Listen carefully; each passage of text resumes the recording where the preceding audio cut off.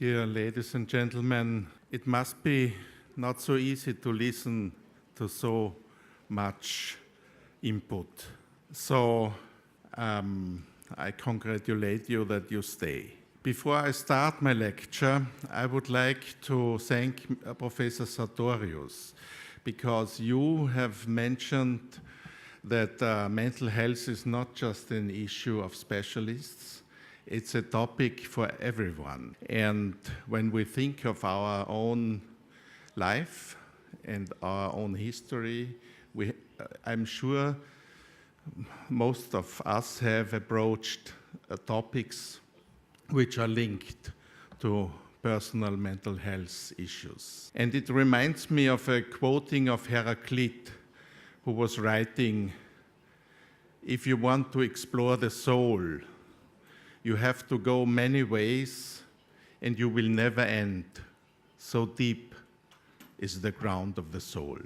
Before I go to history of the development of mental health and especially the different treatment aspects, I want to say that I'm coming from Austria, from Vienna, and therefore I have a inevitably European view to the topic. But I want to tell you that about 3 years ago, the Chinese parliament has implemented a new mental health act, which is, from my point of view, one of the modernest laws on mental health, and first time in Chinese history also as a tool of treatment, psychotherapy is mentioned. And second good news, I'm involved in several lawmaking activities in Europe, and at the moment we have 11 laws on psychotherapy, on who is allowed to treat, and what conditions psychotherapists must have to get acknowledged. And the 12th one in this row is Russia, as the government has decided to develop a so-called self-regulated organization on psychotherapy, psychology, and counseling under the leadership of Viktor Makarov, which I think is an enormous step in the future of quality and quality control of psychotherapy. So I see 3 pathways of treatment which were developed in the last 200 years in Europe. One is I call it the physical pathway. The second one is the pharmacological pathway, and the third is the pathway of, we could say, talking medicine or psychotherapy. And it's interesting that this happened in the last 200 years in Europe. Pinel was the liberator of mentally ill persons, as he condemned to treat them like criminals. He freed them from chains.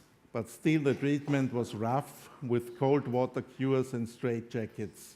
He already started to develop psychological theories about mentally ill persons, but his big achievement was to treat them as sick persons and not as criminals. And nowadays, we still have this kind of, I call them physical treatments, like sleeping cures, malaria therapy, insulin, psychosurgery, and electroshock therapy, started around the turn from the 19th to the 12th century. Some are now already part of history, some still exist. And also in the 19th century, there were the first efforts to treat emotional conditions and mental conditions with drugs like cocaine. Freud in his early years was also part of this. The modern psychopharmacological history starts with the discovery of lithium as a possible influential drug in manic depressive disorders, and chlorpromazine in 1952 as a very good drug to influence psychotic condition. And 1957, imipramine was also developed for unipolar depression. 1958, haloperidol was developed as a better treatment concerning especially psychotic conditions. In the meanwhile, the psychotropic drugs have expanded tremendously, and you can see this grouping psychotropic drugs, antidepressants, antipsychotics, anxiolytics, hypnotics, antidementives, mood stabilizers, psychostimulants, clometiazole, anti-Parkinson agents. So you see a big industry of influencing the emotional and mental conditions of human beings have been developed. Some are very effective, most of them are not. Now I come to psychotherapy, the third stream. I start with Franz Anton Mesmer. I call him the grandfather of modern psychotherapy.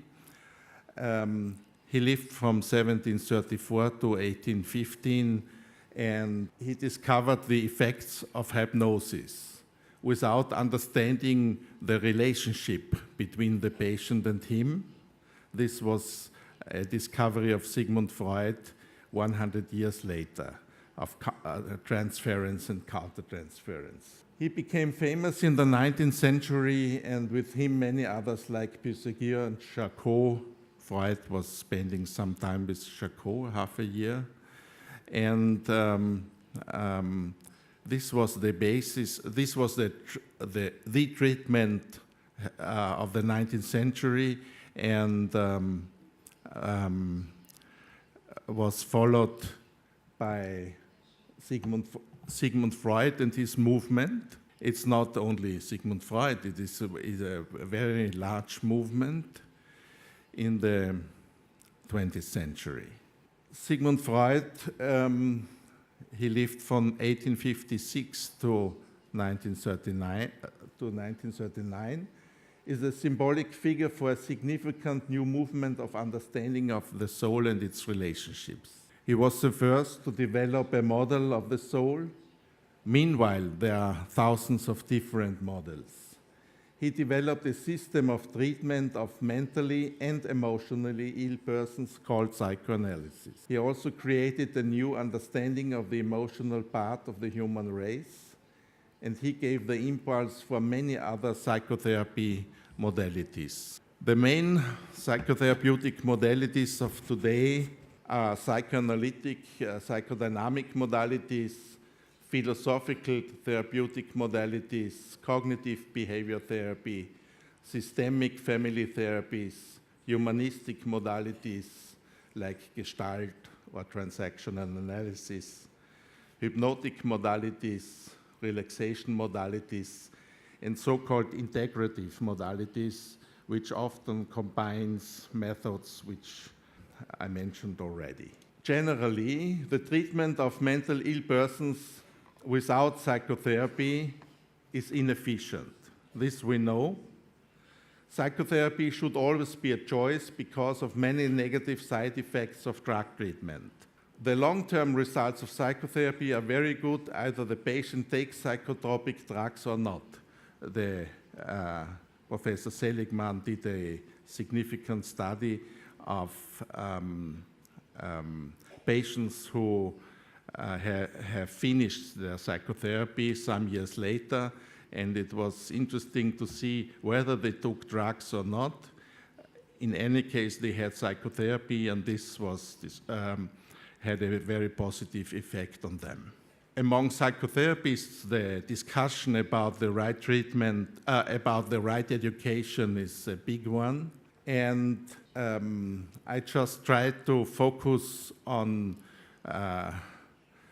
the headlines of what is necessary in educating proper and qualified psychotherapists.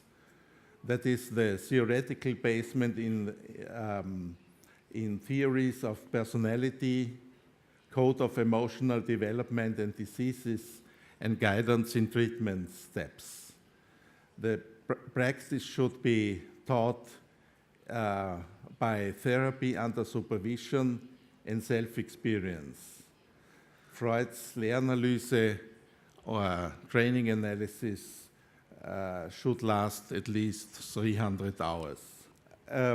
While 100 years ago gifted persons did psychotherapy, nowadays training requirements are necessary. There's a common trunk of basic elements: self-experience at minimum around 200 hours, supervision at least 100 sessions, and the theory of human soul and theory of disturbances at least 1,000 hours. And a frame of psychotherapeutic education to help the person in training to get an identity as a psychotherapist. The question, especially in lawmaking around psychotherapy, is mostly who can become a psychotherapist. Not what is the result of training, but who can step in. It's quite an interesting phenomenon. Freud says a medical doctor is a lay to psychoanalysis as long as he did not learn it.